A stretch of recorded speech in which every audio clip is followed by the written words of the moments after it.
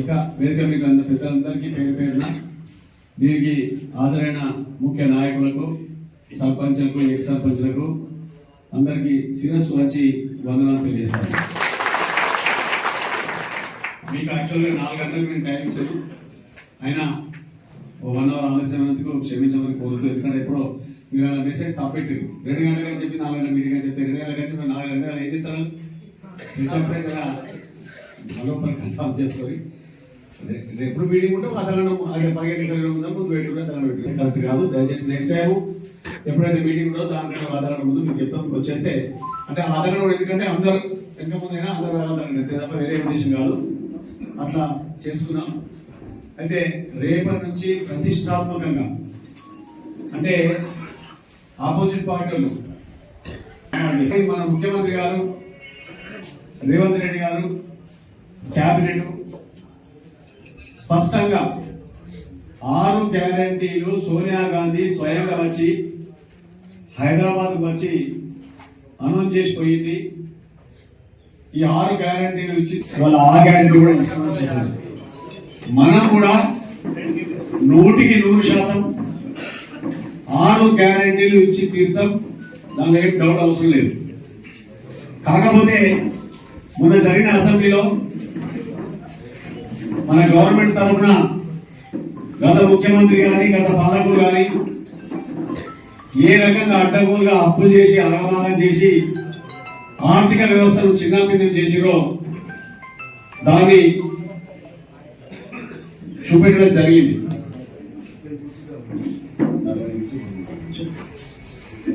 Meeting మాట్లాడుతుంది అంటే ఇక అడ్డగోలుగా అప్పులు వేసింది సై, అంతా వేసింది సై. అలాగే ఆ ప్రాజెక్టులు కంటే ప్రాజెక్టులు కింది కుమిపోతున్నా చూస్తున్నాం. మళ్ళా ఉల్టా చోరు కొత్వాలకు దాటి అంటారు. అంటే ఉల్టా చోరు కొత్వాలకు దాటి అంటే దొంగనే కొత్వాలంటే ఇన్స్పెక్టర్ అన్నట్టు కమిషనరే కటాయిస్తున్నాడు. నువ్వు 10 ఏళ్ళు పరిపాలించినావు, నీ అప్పులన్నీ బాధాప్త అది ఈ ముఖ్యమంత్రి రాసిరా అప్పులు, లేకపోతే మంత్రులు రాసిరా? బాధ్యత డిపార్ట్మెంట్ ఉంటుంది, ఫైనాన్స్ డిపార్ట్మెంట్. వాళ్ళు ఏమేమి అప్పులు చేసిరో ఖాళీ ఒకటి FRBM కింద ప్రభుత్వం చేసిన అప్పులే లెక్క కట్టి తెల్లారి కేటీఆర్ మళ్ళీ ఒకటి మీటింగ్ పెట్టి నేను కూడా పవర్ పాయింట్ ప్రజెంటేషన్ చేస్తున్నా అని చెప్పి అలా తెలంగాణ భవన్లో పెట్టి చెప్పిండు. ఎంత దుర్మార్గం ఇది! నువ్వు కార్పొరేషన్ల పేరు మీద వివిధ హెడ్ల కింద లోన్లు తీసుకొని 6,70,71 కోట్లు. అది కాకుండా ఎలక్ట్రిసిటీ మీద అలాగు, తర్వాత రైసు ప్యాడీ మీద 56,000 కోట్లు. ఇలా మన రైతులై ఏదైతే వడ్లు వేస్తా ఉన్నామో రైస్ మిల్లకు ఇచ్చేసి అప్పనంగా మొన్ననే మన నిజామాబాద్ జిల్లానే చూసిరు 4 రైస్ మిల్ల మీద 78 కోట్లు ఆల్రెడీ పోయిన యాసంగి వడ్లకు ఇంకా బియ్యం ఇయ్యలేదు. మన వానకాలమే దిక్కేలేదు, ఇంకా మళ్ళా యాసంగి వస్తాయి, ఇక కొద్ది రోజులైతే వస్తాయి. మళ్ళీ అంటే దగ్గర 25 నుంచి 26 కోట్లు 27,000 కోట్లు రైస్ మిల్ల మీద పెడితే ఆ రైస్ మిల్లు వడ్లు అమ్ముకొని వాటిని రియల్ ఎస్టేట్ల రొటేషన్ చేసుకుంటా మజా ఉడాయిస్తున్నారు. మొన్ననే పట్టుకున్నారు మన సుదర్శన్ రెడ్డి గారు, బోధన్ ఎమ్మెల్యే గారు, మాజీ మంత్రి గారు, వారు పట్టుకొని రైస్ మిల్లు కొన్ని సీజ్ చేయడం జరిగింది, నడుస్తా ఉంది. ఇంకా మన దగ్గర కూడా చాలా రైస్ మిల్లు ఆ రకంగా ఉన్నాయి. వాళ్ళు ఏం చేస్తున్నారు, పైసలు తీసుకొని రొటేషన్ చేసుకొని రియల్ ఎస్టేట్ బిజినెస్ సంపాదించుకునే ఆలోచన చేస్తున్నారు. ఇది ఎట్టి పరిస్థితి ఉపేక్షించే ప్రసక్తి లేదు. వారు ఖచ్చితంగా మంత్రి గారు కూడా చాలా సందర్భంలో చెప్పిండు, వాటిని కట్టిస్తాం లేకపోతే జైలు పంపిస్తామని చెప్పడం జరిగింది. నేను ఒకటి మీకు చెప్తా ఉన్నాను, వాళ్ళు ఏంటంటే అలా తెలుసు కదా, మీకు అర్థమైంది లేదు. 6 నెలలు 3 నెలల కథమైపోతుంది, ఏం చేత కాదు అంటే మేమే మొత్తం అప్పులు చేసి ఆగమాగం చేసాము, వాళ్ళు ఏం చేస్తారని కథ అంటే వాళ్ళ కథ. అలా తెలుసు కదా, మేము అప్పులు చేసి కుప్ప చేసాం, పైసలు పెట్టేవాడా ఏం చేస్తారు వీళ్ళు అనేది ధీమా. కానీ వాళ్ళ తెలివి అది, కానీ మనకు తెలివి ఉంటుంది కదా. మన కాంగ్రెస్ పార్టీ ఎప్పటి నుంచో 130 సంవత్సరాల నుంచి వస్తున్న పార్టీ.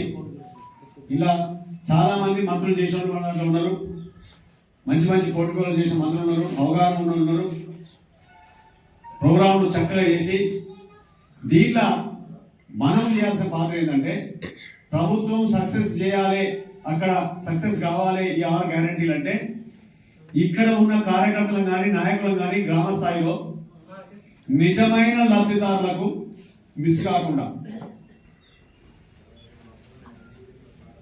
లబ్ధిదారులను పక్కకు పెట్టి ఈ అక్రమంలో కొంత దొరుకుతారు. ఇలా నేను ఎటువంటి లేదు కానీ నేను జోలికి తీసుకుంటా, పెన్షన్ తీసుకుంటా, నేను జోలికి ఇల్లు తీసుకుంటా, అందులో జోలికి అది జరగకుండా చూడాలంటే మనం కింద గ్రామ స్థాయి పనిచేయాలి. ఇప్పుడు అప్లికేషన్ అందరు ఇస్తారు, 50 ఎకరాల భూమి నడిస్తాడు, 100 ఎకరాల భూమి నడిస్తాడు, కారు రోడ్లు ఇస్తారు, ఇన్కమ్ ట్యాక్స్ కట్టడం కూడా ఇస్తారు. అప్లికేషన్ ఇవ్వాలి, మనం ఏం బాధపడదు. అది ఇచ్చినాక బాగా గవర్నమెంట్ డిపార్ట్మెంట్ వైజ్ పోయి సర్వే చేస్తారు. వాళ్ళ ఏముంది, వాళ్ళ పరిస్థితి ఏంటి, వాళ్ళ ఆర్థిక పరిస్థితి ఏంటి, వాళ్ళ ఆర్థిక స్థితిగతి ఏంటి, నిజమైన లబ్ధిదారులు మిస్ అవుతురా, ఇళ్లలో కానీ పెన్షన్లో కానీ మహాలక్ష్మి స్కీమ్ కింద 2000 ఇచ్చే స్కీమ్ కానీ రేపు రైతు బంధు కానీ రేపు 200 యూనిట్లకు కరెంట్ కానీ ఎవరైనా నిజమైన ఎలిజిబిలిటీ ఉన్న లబ్ధిదారులను ఎవరు మిస్ కాకుండా చూడాల్సిన బాధ్యత మన అందరి మీద ఉందని చెప్పి సందర్భంగా మనం చేస్తా ఉన్నాం. రేపటి నుంచి ఒక్కొక్క మండలంలో ఎంఆర్ఓ ఎండిఓ 2 టీంలు ఏర్పడతారు. ఆ టీంలు పోయి ఉదాహరణకి ఇప్పుడు తాడుకోలు గ్రామం ఉన్నది, తాడుకోలు జనాభా 40,000 7,000 చిల్లర 7,000 చిల్లర అంటే 100 మంది కంటే 70 కౌంటర్లు వేయాలి. 70 కౌంటర్లు వేసి 100 మంది లెక్క తీసుకొని మేము అధికారులు మంత్రి గారు చెప్పింది సీరియస్ గా మీరు ప్రజలను బెదిరియద్దు, తిట్టద్దు, సమన్వయంతో ఓకేతో తీసుకోవాలి. వాళ్ళ అప్లికేషన్ కూడా ఏది రాసినా మంచిగా రాసి తీసుకోండి. వాళ్ళ గదిరించి బెదిరించి చెయ్యొద్దు. 100కు 100 మొత్తం ఎంత ఉన్నాయో అందరు ఇచ్చినట్టు తీసుకోవాలి. తర్వాత వాళ్ళు మిస్ అయిన ఊరికి పోయారు, వాళ్ళ కుటుంబం కంటే ఫంక్షన్ పోయినా కూడా తర్వాత కూడా ఇవ్వచ్చు అని చెప్పి మంత్రి గారు ప్రకటించారు. కాబట్టి ఈ డేట్ అయిపోయింది, డేట్ తర్వాత మీరు తీసుకోమనేది కూడా లేదు, స్పష్టంగా చెప్పారు. కాబట్టి నేనేమంటున్నానంటే మనం కాంగ్రెస్ పార్టీ కార్యకర్తలు కానీ నాయకులు కానీ ఏ గ్రామంలో ఉన్న నాయకులను ఆ గ్రామంలో జమగండి. ఖచ్చితంగా మంత్రి గారు కూడా మనకు ఒక రోజు ప్రోగ్రాం ఇస్తున్నాడు, మన దగ్గరికి వస్తా అంటున్నాడు. ఇన్ఛార్జ్ మంత్రి ఏదైతే జూపల్లి కృష్ణారావు గారు నిన్ననే నిజామాబాద్లో మీటింగ్ అయింది. వాళ్ళు మనకు అదేవిధంగా ఎక్కడైతే ఎమ్మెల్యే లేరో, ఎమ్మెల్యే ఆపోజిట్ పార్టీ గెలిచడం అక్కడికి నేనే స్వయంగా వస్తా, బాధాత పర్యవేక్షిస్తా అని చెప్పి మంత్రి గారు మనకు అభయమించింది. కాబట్టి మనము అందరం ఆ లోపల ఎంఆర్ఓ టీము ఒక ఊరు, ఎండిఓ టీము ఒక ఊరు పోతారు, రోజు 2 ఊరు, పొద్దున సాయంత్రం 2 ఉన్నాయి. ఏ మండల్ అయితే ఎక్కువ విలేజ్ ఉన్నాయో ఆ మండల్లో పొద్దున ఒక విలేజ్, సాయంత్రం ఒక విలేజ్, రోజు 4 విలేజ్ అయితే అట్లా మనకున్నది 8